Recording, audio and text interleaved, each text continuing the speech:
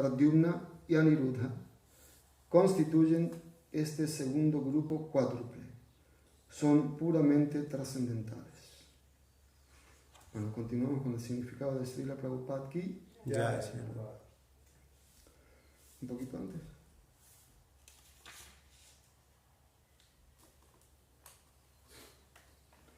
Bueno, habría que recordar siempre las diferencias entre las acciones espirituales y las materiales. El Señor Supremo, al ser totalmente espiritual, puede ejecutar toda acción sin ayuda ajena. En el mundo material, si queremos hacer un cántaro de barro, necesitamos los ingredientes, una máquina y un obrero. Pero no debemos aplicar esta idea a las acciones del Señor Supremo, porque Él puede crearlo todo en un instante, sin lo que parece necesario según nuestra concepción. Cuando el Señor desciende como una encarnación con una finalidad determinada, esto no indica que Él sea incapaz de alcanzarla sin descender. Él puede hacerlo todo simplemente por su voluntad, pero por su misericordia inmotivada parece depender de sus devotos. Desciende como el hijo de Yashoda Mata, no porque él dependa de sus cuidados, sino porque acepta desempeñar este papel por su misericordia inmotivada. Cuando desciende para proteger a sus devotos, acepta desgracias y tribulaciones por ellos.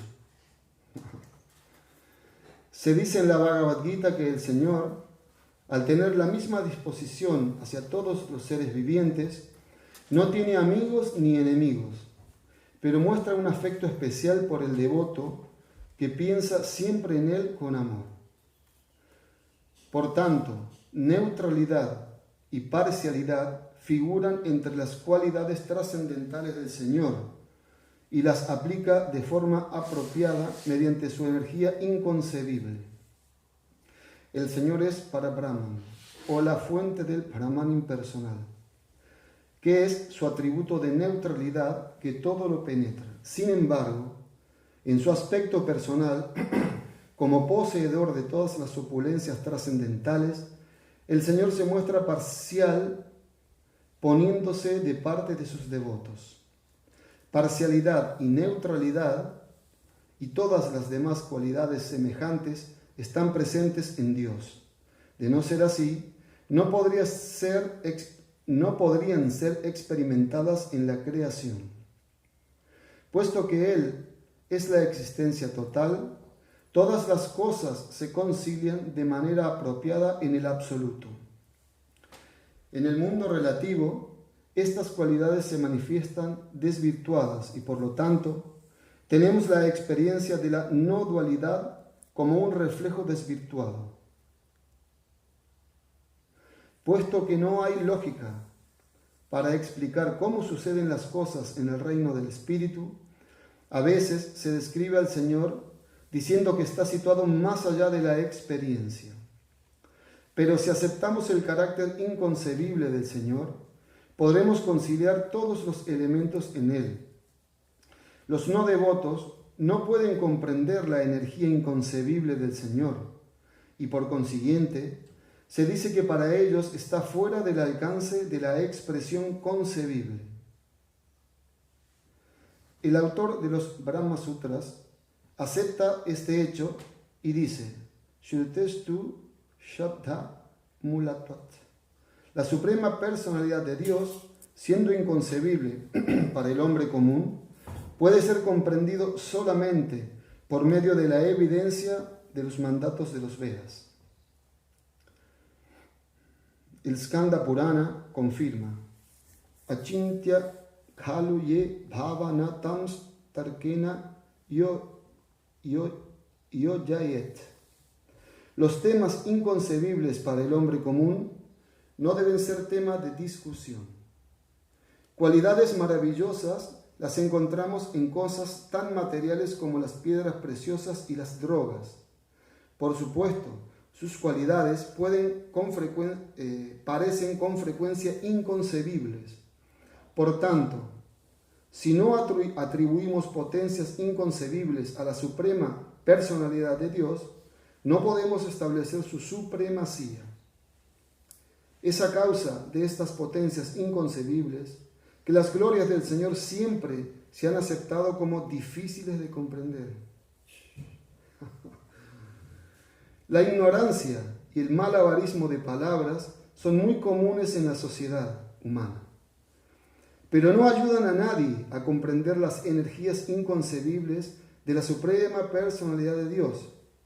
Si aceptamos esa ignorancia y ese malabarismo de palabras, no podemos aceptar la perfección del Señor Supremo en 6 opulencias. Por ejemplo, una de las opulencias del Señor Supremo es el conocimiento total. Por tanto, ¿cómo podría concebirse la ignorancia en él? Las instrucciones védicas y las razones sensatas demuestran que el hecho de que el Señor mantenga la manifestación cósmica y al mismo tiempo sea indiferente a la acción de su mantenimiento, no encierra contradicción a causa de sus energías inconcebibles.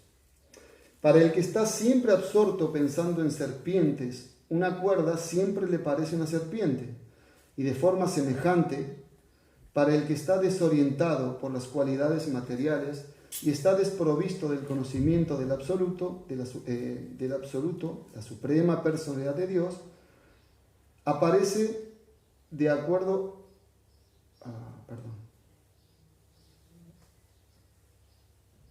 La suprema personalidad de Dios aparece de acuerdo a diversas conclusiones desorientadas. Alguien podría argumentar que el absoluto estaría afectado por la dualidad si fuese al mismo tiempo totalmente cognoscitivo, Brahman, y la personalidad de Dios completa en 6 opulencias, Bhagavan. Para rebatir tal argumento, el aforismo Swarup Dvayam Ikshote declara que, a pesar de las apariencias, no hay posibilidad de dualidad en el absoluto, porque él no es sino uno en diversas manifestaciones. El comprender que el absoluto muestra variados pasatiempos por la influencia de sus energías hace desaparecer al instante la incongruencia aparente de sus energías opuestas inconcebibles. En el Srimad Bhagavatam 3, 4, 16, el Srimad Bhagavatam 3, 4, 16 da la descripción siguiente de la potencia inconcebible del Señor. Karmanyanihasya bhavo bhavasyate Karmanyanihasya bhavo bhavasyate Durgashrayot haribhayat palayanam Kalatmano yat pramadayutashraya Swatmam rate kityatitir vidam iha. Aunque no tiene nada que hacer, la suprema personalidad de Dios actúa. Aunque siempre es innaciente, nace. Aunque es el tiempo a cual todos temen, huye de matura por temor a su enemigo y se refugia en un fuerte. Y aunque se basta a sí mismo, se desposa con 16.000 mujeres. Estos pasatiempos parecen desconcertantes contradicciones, hasta para el más inteligente. Si estas actividades del Señor no hubieran sido realidad, los sabios no se habrían desconcertado ante ellas. Por tanto, estas actividades no pueden considerarse nunca imaginarias. Siempre que el Señor lo desea, su energía inconcebible, Yogamaya, le sirve creando y ejecutando estos pasatiempos. Escrituras conocidas como el Pancharatra Shastras están reconocidas como escrituras védicas y han sido aceptadas por los grandes acharyas. Estas escrituras no son el producto de las modalidades de la pasión y la ignorancia. Por esto, eruditos y brahmanas se refieren a las mismas como Sattvata Samhitas. El recitador original de estas escrituras es Narayana, la suprema personalidad de Dios. Esto se menciona en especial en el Moksha Dhamma 349-68, que es parte del Shantiparna del Mahabharata. Sabios liberados como Narada y Vyasa, que están libres de los 4 defectos de las almas condicionadas, son los propagadores de estas escrituras. Shri Narada Muni es el recitador original del Pancharatra Shastra. El Srimad Bhagavatam también está considerado un Sattvata Samhita. Sri Chaitanya Mahaprabhu declaró: Srimad Bhagavatam Puranam Amalam. El Srimad Bhagavatam es el Purana inmaculado. Los eruditos y editores maliciosos que intentan tergiversar los Pancharatra Shastras para rebatir sus regulaciones son sumamente abominables.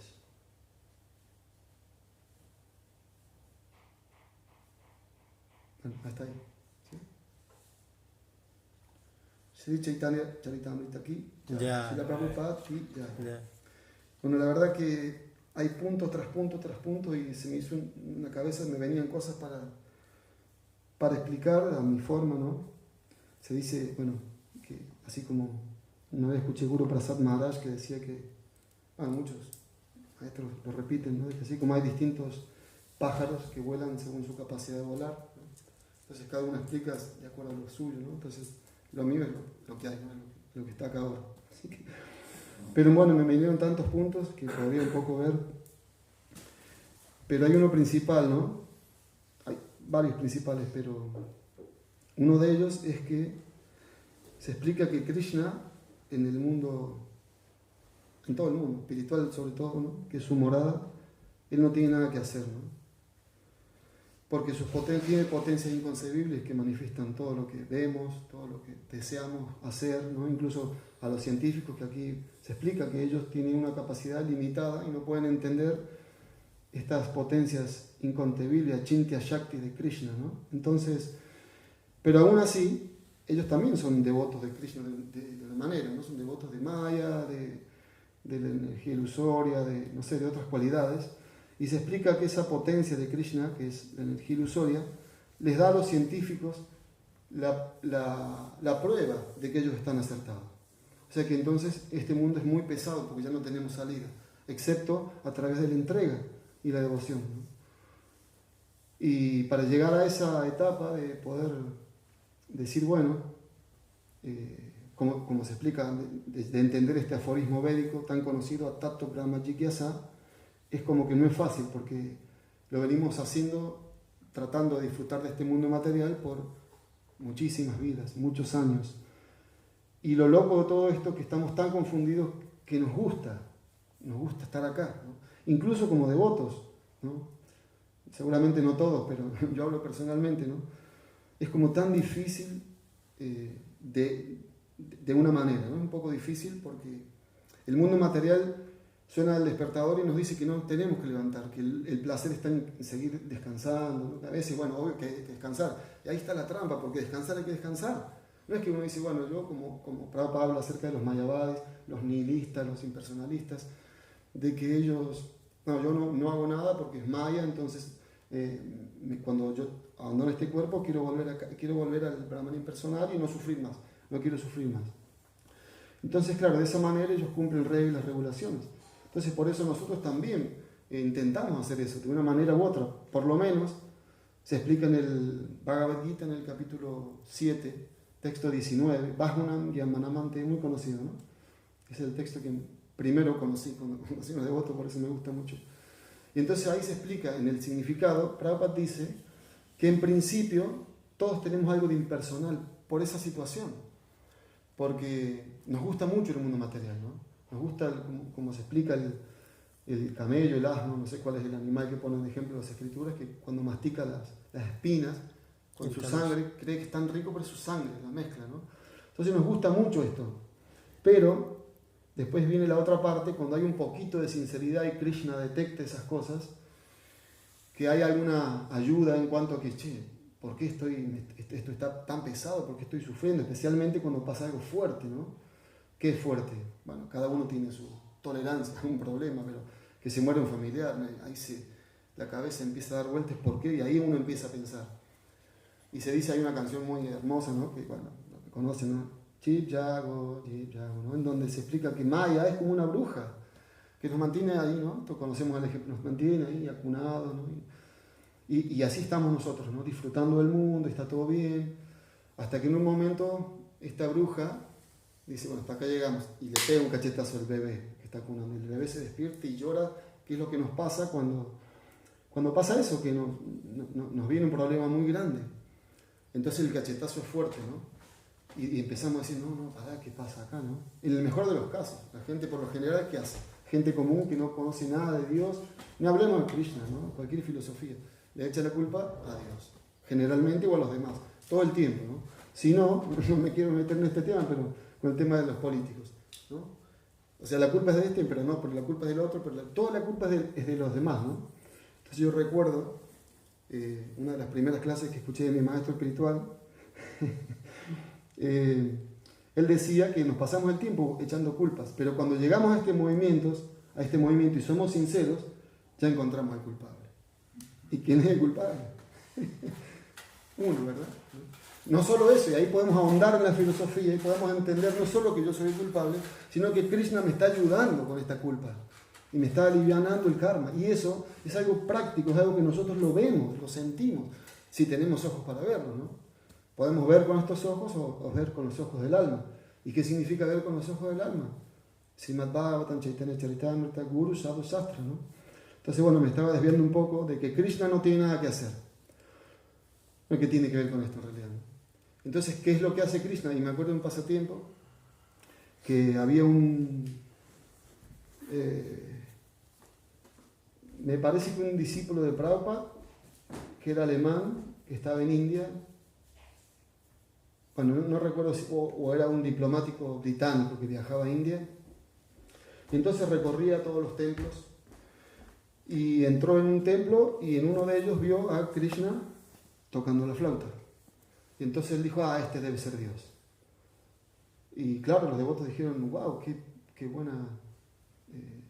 buena percepción, pero ¿por qué usted piensa que es así? Y porque veo que no tiene nada que hacer, está solamente disfrutando, ¿no?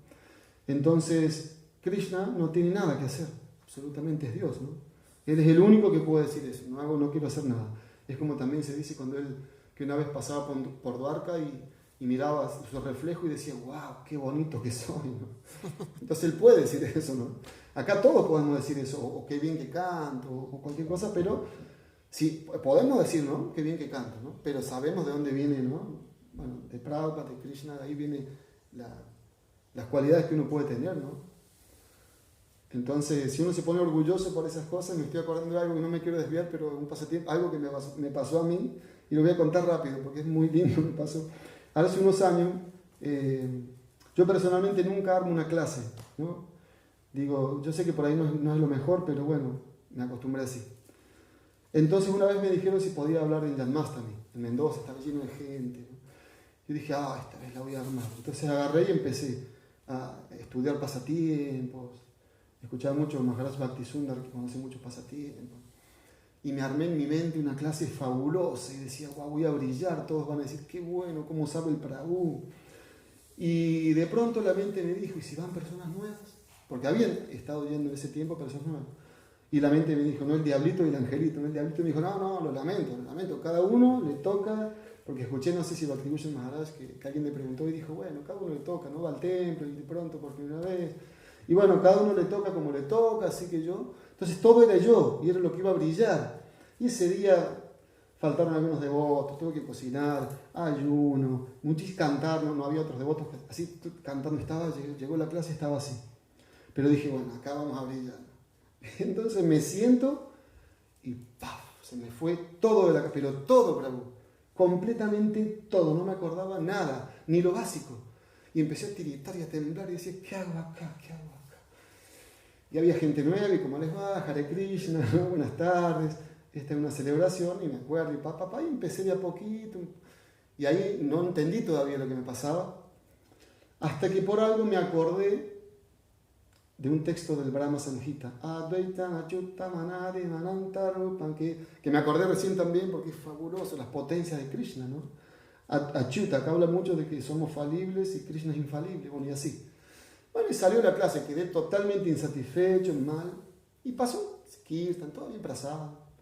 Y al otro día, en el grupo de Hare Krishna Mendoza, un devoto mayor, Hamsarupa Prabhu, comenta, ¿no? Nunca escuché una disertación tan buena, la Brahma Samhita. Y dije, no, pero ¿qué es esto? ¿No? Y ahí le escribí al Prabhu, ¿en serio, Prabhu? Sí, porque sentí que me desmayaba. Bueno, lo que quería contar con esto es eso, ¿no? De que finalmente, ¿quién es el que da la capacidad para hacer algo? ¿No? Krishna. Si Krishna la entrega, o sea, ni Krishna, nosotros. Con nuestra entrega a Él está ahí, como se dice, Krishna tiene conciencia de nosotros todo el tiempo, porque nos creó para eso, para ese intercambio de amor. Y somos tan egoístas a veces, y ni hablarlo, porque el otro día venía en colectivo y veía tantas vacas, ¿no? Tantos animales. Yo soy de Córdoba, allá también hay mucho, pero en Mendoza no. Y me imaginaba, ¿no? Porque yo viví en el campo y vi todas esas cosas. Pero me imaginaba, ¿no? Las grandes personas, los grandes científicos, ¿no? Que tienen tantos galardones y que conocen mucho de verdad, porque estos aparatos infernales, porque no los tengo acá, como dice mi maestro espiritual, el celular, nos sirven mucho a los devotos también. Esas personas van y no son cómplices de esa matanza, ¿no? Entonces, eso, o sea, el punto es de que somos muy egoístas. ¿Hasta qué hora tengo? Y 45. En ese sentido, ¿no? Y Krishna no es para nada egoísta, por eso tiene todas las opulencias. Entonces Él siempre está esperándonos, entonces Él tiene esas potencias inconcebibles, porque si nos ponemos a pensar, cada uno, ¿no? De nosotros, por lo menos, hablo por mí, por lo menos, jamás hubiese pensado estar acá. Y jamás hubiese pensado controlar los sentidos, ¿no? O lo que sea, o hacer un servicio, o los devotos, ¿no? Que viajan, ¿no? Y hacen tanto servicio. Y también ayer cuando íbamos al centro veía toda la gente y el disfrute, ¿no? Y bueno, ese es otro punto de que nos lleva cada vez más íntimo en la filosofía, pero siempre teniendo en cuenta de dónde sale eso. Y ese punto de la compasión, ¿no? En un primer momento queremos disfrutar de eso del mundo material nosotros, queremos disfrutarlo y nos gusta, nos atrae, pero basado en ese sufrimiento que decíamos recién, ya vemos que no está tan bueno el disfrute porque trae la otra cara, ¿no? La otra cara de la moneda. La otra vez un devoto que le dolía mucho la muela me decía, Prabhu, me duele mucho, un devoto mayor, ¿no? Deva. Y entonces me mandaba un mensaje, ¿sabes? Bueno, ponete aloe vera con alcohol. Yo me acordaba a mí cuando me dolía. Andá al médico, por ahí la tarde, un sábado después de un programa, y Entonces ahí me ponía a analizar cada cosa, ¿no? Tenemos que hacer eso, analizarla. Yo decía, claro, el cuerpo duele porque está la otra contrapartida que podemos disfrutar. Entonces podemos disfrutar del mundo, podemos disfrutar de la vida sexual, del comer sin ofrecer a Dios, de matar animales para alimentarnos, ¿no? Pero tenemos que bancarnos la otra parte, ¿no? Lo que sí, claro, la otra parte viene lo mismo, que seamos devotos, ¿no? Pero bueno, es porque son las leyes de este mundo. Esto está hecho finalmente para que entendamos, ¿no? Entendamos eso y bueno, entonces, eso decía yo, la potencia inconcebible del Señor nos permite que hagamos esto, que podamos incluso sentir compasión, que es la meta de nuestro proceso, sentir compasión por las demás almas, ¿no? Empezando por nosotros mismos, ¿no? Caridad empieza por casa, ¿no? Entonces, ¿cuál es la compasión que tenemos que sentir por nosotros? Y bueno, ¿cómo se dice? No usar mal el cuerpo. El cuerpo, la mente, el cuerpo es como hace lo que la mente le dice, o sea, no usar mal la mente, ¿no? Por eso siempre se dice, ¿por qué cantan Hare Krishna? Y una de las respuestas es esa, tenemos que cantar todo el día. O sea, obviamente no es práctico para muchas personas, yo trabajo muchas horas, los devotos, todos estamos, ¿no? Pero finalmente también tenemos que cantar de la manera apropiada. El Señor Chaitanya, ¿no? Krishna mismo, imagínense hablando de la compasión de Dios, ¿no? Él viene como un devoto, ¿no? Claro, está bien, Él viene para disfrutar y para saber lo que sienten los devotos, todo lo que podamos, el color que podamos ponerle, pero finalmente Él viene por compasión, ¿no? Así que bueno, no sé si tienen algún comentario, alguna pregunta, si no comentamos alguna cosa más. Nuevamente, bueno, agradecer, Prabhu. Recién le decía, ayer hablaba con Eka Chakra Me preguntaban cómo estaba y la verdad que me sorprendió muchísimo la amabilidad de ustedes. Mismos los devotos cuando viajan, yo los conozco allá, genios totales, ¿no? Muy, muy, muy buena gente. Así que es muy lindo, ¿no?, estar compartiendo esto y que nos dé más fuerza para seguir avanzando en esto de tratar de predicar, mostrar. Allá en Mendoza siempre hablábamos y alguien decía, pero yo no soy predicador, yo no puedo decir nada. Pero es que hay que entender que es predicar, no es sentarse acá y hablar. Esto en última instancia también es como algo falso, ¿no? Porque van a decir, mira qué bien que habla. Bueno, si es que uno habla bien, ¿no? Si no, bueno. Pero predicar significa dar el ejemplo, ¿no?, en la familia, ¿no? Yo conozco muchos casos de devotos también que eran cualquiera éramos, ¿no? Y después ya la gente no creía. Me acuerdo una vez estaba en Córdoba, estoy hablando del año 96. Y no lo conozco mucho este devoto, pero lo conocí ahí, Lila Madhava. Y me acuerdo que estaba en la calle haciendo Sankirtan y estábamos sentados ahí y el devoto estaba haciendo Sankirtan. Y pasaba una chica y se acercaba a hablar con él, no sé. Y lo miraba de arriba abajo, ¿no? Eran amigos íntimos, voy a saber de qué asunto. Y no lo podía entender, ¿no? Pero ¿qué estás vendiendo libros en la calle? ¿Y qué eso es espiritual ahora? Sí, ¿no? Y el devoto muy contento estaba en ese tiempo, ¿no? Y bueno, yo entendí eso, que con el tiempo todos más o menos hemos pasado por ahí y nos queda mucho, obvio, ¿no? Pero esta fortuna tenemos que compartirla, este es el proceso, ¿no? Y volvemos al punto de la prédica. Aunque uno no sepa nada, como dice Prabhupada, ¿no?, si uno predica, ¿cuál es el primer devoto que vas a hacer? Eres tú mismo, ¿no? Entonces ese es el secreto, ¿no? Hoy en día todos sabemos, ¿no? Yo tengo un negocio, aparte de los programas, y va mucha gente, ¿no? Y todo el tiempo, ¿no?, que todo el mundo está mal, todo el mundo está mal, todo el mundo está mal. Y entonces yo digo, a mí también me pasó, estuve con depresión muchos años, y eso fue una gran fortuna, muy difícil de entender esto, una gran fortuna, porque ahí entendí que la sanación de los problemas está en sanar al otro, en preocuparse por el otro, ¿no? Y nosotros tenemos ahí la llave para la sanación total, completa, ¿no? Que es difícil que la gente lo entienda, porque yo ayer también estaba ahí cantando y veía a los devotos, lo perseguía para darle prasad, el Prabhu andaba persiguiendo a la gente para caer una bolita. Claro, después decíamos, pensaba que en Mendoza le poníamos un papelito envuelto, entonces por ahí a lo mejor hay algunas cosas, ¿no? Pero aún así, y los devotos ahí con los libros, ¿no? Y yo estaba cantando y me dolía la espalda, y decía, ¿no? Bueno, esto es parte de lo que tenemos que hacer, ¿qué importa el resultado? El resultado viene, ¿no? Entonces la otra vez pensaba eso y decía, ¿cuál es el éxito de la prédica? ¿No? ¿Cuál es el éxito? Hay muchos éxitos, pero ¿cuál es el éxito principal? Bueno, que se hagan muchos devotos, ¿verdad? ¿No es cierto? Prabhupada mostró eso, ¿no? Tantos devotos que se hicieron, ¿no? Pero ese no es el éxito verdadero. ¿El éxito cuál es? ¿Cuánto sufro para poderlo? ¿Cuántas incomodidades voluntariamente yo acepto para intentar predicar? Intentar, porque volvemos al punto. Yo realmente sé predicar, yo realmente sé hablar, puedo convencer a alguien, ¿no? Entonces, son cosas que tenemos que tener en cuenta. Y nuestra vida va a ser un éxito. Pero ¿cuándo va a ser un éxito? Cuando la vida de los demás sea un éxito. Por eso los grandes acharyas dicen eso, ¿no? También, ¿cuándo fue? A ver, ayer o recién, no sé. Bueno, no me acuerdo, que hablaban de... se me fue, pero bueno, hablando acerca de psicología y todo eso, que yo me acuerdo que una vez con mi problema fui a lo de un hipnotizador, ¿no? Entonces me recuerdo que una de las cosas que me dijo, habló muy bien, mucho conocimiento. Y me decía, cuando te levantes en la mañana, ¿qué haces cuando te levantas? Apenas te despertas. Canto Hare Krishna, reverencia, cosas. No, basta con esas cosas. Ahora tenés que levantarte y tenés que ir de frente a un espejo y tenés que mirarte y decir, sos el mejor, ¿no? Entonces, bueno, yo me recuerdo que me daba risa porque Kaviraj Goswami, que dice, soy más bajo que el gusano del excremento, ¿no? Y aquel que pronuncie mi nombre queda totalmente anulado sus actividades piadosas que tenía para cobrar, ¿no? Bueno, entonces tiene que ver con lo que decíamos recién. Eso es una gran autoestima espiritual, ¿no? Porque si yo no puedo salvar al otro, me tengo que sentir así. O sea, no es que, es como decía Prabhupada, es muy difícil entender las potencias de Krishna con este cuerpo, esta mente, ¿no? Entonces, de la misma forma, no vamos a entender esta situación de que yo soy más bajo. Mejor capaz ni decirlo, ¿no?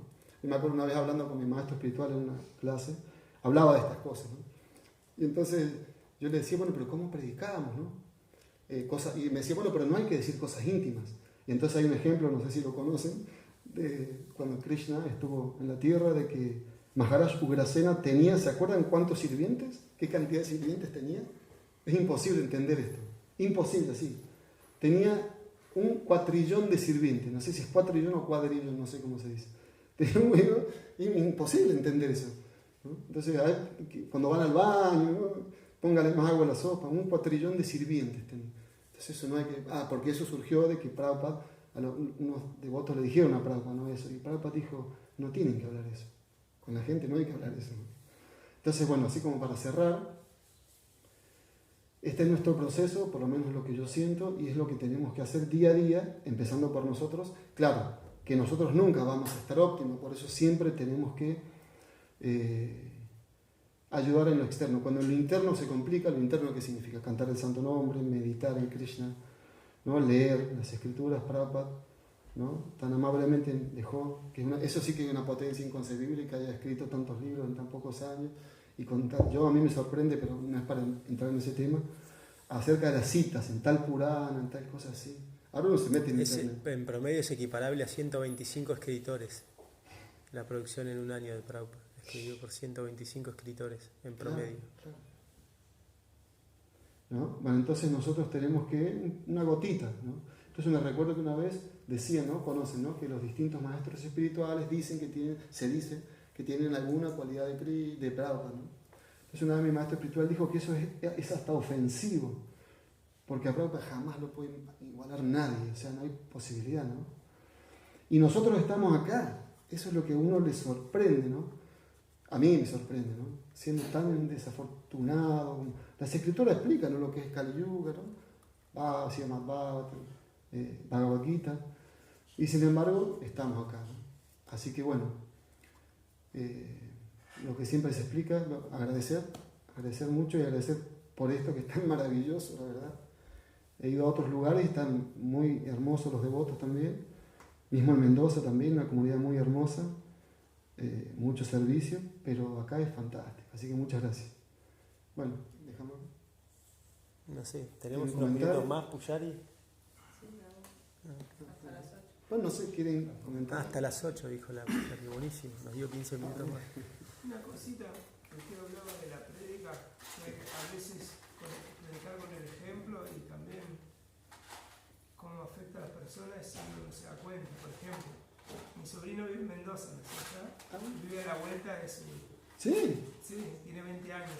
Y de chiquito, como la mamá estaba en su mundo, ni le cocinaba, entonces él iba y se compraba un sándwich de tal. Bueno, hoy es vegetariano. ¿Comprar a dónde? ¿En el local? En el local está.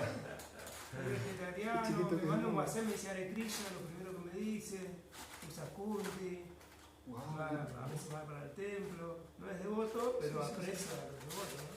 Los devotos no sabemos por cuánto. Sí. ¿No? Porque de chiquito, cuando tenía, no sé, 10 años, iba solo a comprar los sándwiches. Bueno. Entonces, como que...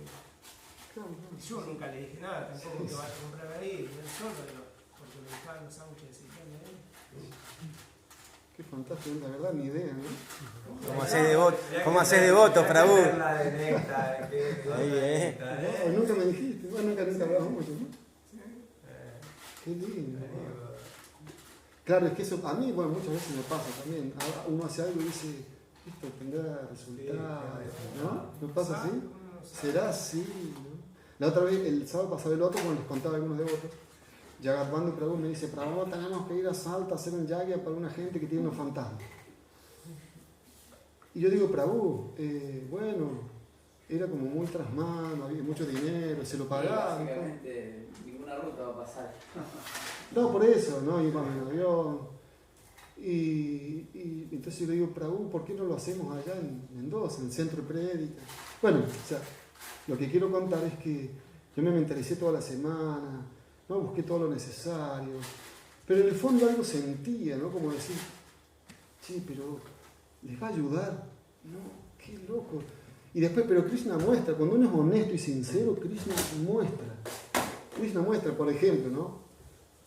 Yo incluso cuando íbamos, yo hice muchos yagyas, pero no es que estoy todos los días haciendo yagyas, entonces tengo que leer ¿no? Y aparte que como trabajo también, tengo que hacer todo y no me alcanzan las horas del día. Y cuando empezamos, me toca el Prabhu, llega dando y me dice, mirá, y empezó a llover, me dice que es auspicioso. Yo le digo, bueno, por usted, obviamente, por su venida, ¿no?